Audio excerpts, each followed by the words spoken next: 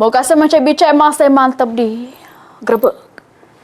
Dengan meninggalnya mantan Gubernur Sumsel Alex Nurdin, terdakwa kasus dugaan tindak pidana korupsi revitalisasi pembangunan Pasar Cinde Palembang, proses hukum pidana secara otomatis bakal dinyatakan gugur.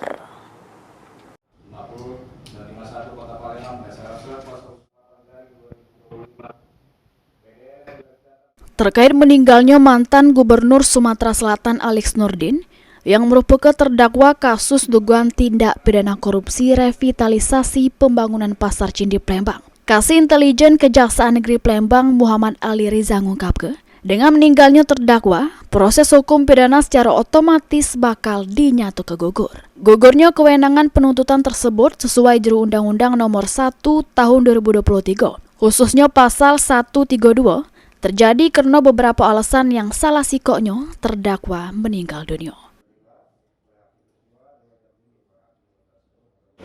Ya nanti kami kan masih berkoordinasi dengan keluarga terdakwa untuk meminta surat pemanggilan. Nanti kemudian CPU